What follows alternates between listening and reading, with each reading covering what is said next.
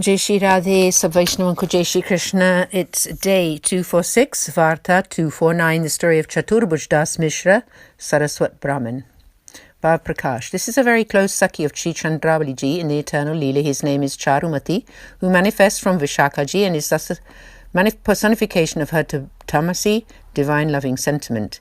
He was born into a family of Saraswat Brahmins in the east. He studied from the age of 5 to the age of 30. He studied the Srimad Bhagavatam and grammar. He was known as a learned Pandit. He came to Agra to live, and there he met with Birbal. Seeing him to be wise, Birbal kept him with him. He stayed with Birbal for some time. Then he met the emperor, and Chaturbhuj Das began to reside in his palace. Part 1. Chaturbhuj Das Mishra was a very learned and well-studied man. He often met with the emperor. He answered the emperor's questions as he asked them, and the emperor was always very pleased with him. Once, the emperor praised Chaturbhuj Das before Birbal, who remarked, "He was one of my servants." The emperor told Chaturbhuj Das what Birbal had said, and Chaturbhuj Das replied, "Oh, sir, in order to become one of your entourage, one may have to first be the servant of many others." Hearing this, the emperor was pleased, and he gave him a stipend of 1,000 rupees per month. Chaturbhuj Das Mishra was so learned that he could defeat all others in religious debate. Once, Chaturbhuj Das came to Mathura. He bathed at Vishram Ghat. There, one Vaishnav Pandit was also bathing. Chaturbhuj Das said to him, "Vidya Bhagavatavadi. Vidya Bhagavatavadi." The Srimad Bhagavatam is the stimulus for all knowledge. The Vaishnava Pandit replied, "Sri Vitthanaji is the stimulus for all cleverness." Hearing this, Chaturbhuj Das requested that Vaishnava to take him to meet Sri Vitthanaji. The Vaishnava did indeed take Chaturbhuj Das to meet with Sri Gosaiji. When Chaturbhuj Das caught sight of Sri Gosaiji, he had the vision of him as the Supreme Lord himself, and he immediately requested him to accept him as his disciple. Sri Gosaiji asked him to sit down, and he initiated him with the Lord's name. The next day he granted him Brahmasambandh in the presence of Sri Navneet Priyaji. All the eternal Leelas became clear to him, and he became a great poet. He composed many kavits about Sri Gosaiji and Sri Govardhanaji. Sri Gosaiji took him with him to go to have the holy sight of Srinathji. When Chaturbhuj Das saw Sri Govardhanaji, he became very attracted and attached to him and took up residence in Gopalpur. He never went back to the emperor. He found that Chaturbhuj Das was living in Gopalpur and sent a man to take him a letter. When Chaturbhuj Das read that letter, he sent this reply to the emperor: "There is no describing the great wealth of joy that one feels when the heart enjoys the loveliness of the son of Nanda. The rest of the whole world seems tasteless." He gave this letter to the emperor's man, who brought it back to his master. When the emperor read it, he said, "If Chaturbhuj Das finds the whole world tasteless, then how will my company seem sweet to him?" The Bhav Prakash.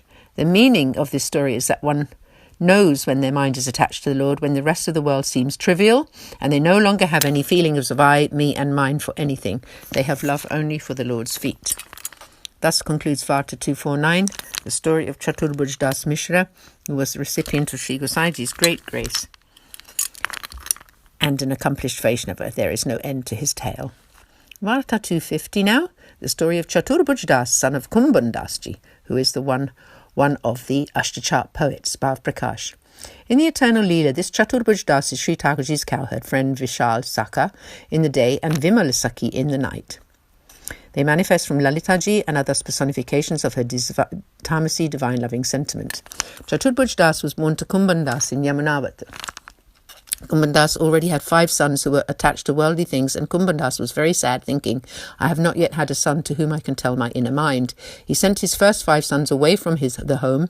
Kumban Das's one daughter-in-law was initiated by Sri Acharyaji, and he had one daughter who was a fine Vaishnava, and she also was a disciple of Sri Acharyaji. Her husband had died when they got married, and so she lived in Kumban Das's home. The 3 of them lived in Yamunavata. Then Kumban Das had one more son, whom he named Krishna Das. When this Krishna Das grew up, he began to serve Srinathji's cows. He did not sing any kirtans. Krishna Das gave up his body while saving the cows from a lion. This has already been recounted in his Varta.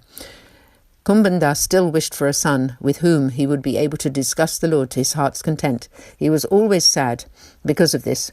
One day, Shri Govardhanaji asked Kumban Das in Parasoli village, "O Kumban, why are you so sad?" Kumban Das replied, "O Maharaj, I do not have any good association." Shri Govardhanaji laughed to hear this and said, "I, the reward of all satsang, am always right behind you, so why do you crave for any other company?" Kumban Das replied, "O Maharaj, without the association of Vaishnavas who love you, then how can a soul truly revel in and enjoy the bliss of your form? It is such Vaishnavas who know the bliss that reside in your form. No one else knows this. The company of Vaishnavas is necessary so that the heart and mind might forever revel in your form." Shri Govardhanaji laughed and said, "Kumban Das, be blessed, for I am giving you a Vaishnava son to fulfill your wish for such association." Kumban Das, however, remained sad. When will this son be born? When will he grow up and know? And what kind of love will he have in his heart for the Lord? The time came around for such a son to be born to him. Kumban Das's wife was expecting. Then one day Shri Govardhanaji came to Kumban Das and said, "O Kumban Das, come with me." Kumban Das went with the Lord, who visited one Vraja Gopi. She had tied pots of freshly churned butter and yogurt held up on the ceiling and then gone outside for a chore. Shri Govardhanaji entered there and pulled the yogurt down with his one hand. Whilst he was doing so, his waistcloth got untied and it was about to fall down to the floor. At that very second, Shri Govardhanaji manifested 2 extra hands and grasped hold of his yellow cloth. His upper 2 hands were holding one onto the pots of butter and yogurt. Kumban Das had the holy sight of Shri Govardhanaji's 4-armed form. Shri Govardhanaji began to eat the butter, milk and yogurt together with his cowherd friends. Whatever was left over he fed to the little cows. Then the gopis came running into the room and saw Shri Thakurji eating her butter. She ran and tried to catch hold of him. The Lord's cowherd friends all scattered and ran away.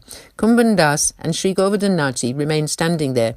When the gopi came close to Shri Thakurji, he blew the milk that he had kept in his cheek pouches all over the gopi. The milk went all over her face and into her eyes. She just stood still on that spot. Kumban Das and Shri Govardhanaji ran away quickly. Shri Govardhanaji went into his temple and Kumban Das went home to Yamunawata. On the way, Kumban Das sang this poem. Pad Rag Sarang. Lovely Sri Hari came to my home and I caught him. Sri Krishna, upholder of the Giriraj mountain, stole my milk and butter. He does so every day. The beautiful Vraja Gopi blocks the door to her home and takes his ankle bracelets and his peacock crown. Now I will not let you go home, for you have broken my pots and drunk the milk and yogurt. Kumban Das, the poet, now sings, I have caught you well and proper. I shall not let you go, for I love you. Then Sri Giriraj fills his mouth with milk and spurts it out all over the gopi's face and eyes and then runs off, shouting tauntingly. So we're going to pause the story for today. Tomorrow we will continue with the Varta of Chaturbhuj Das ji, son of Kumban Das.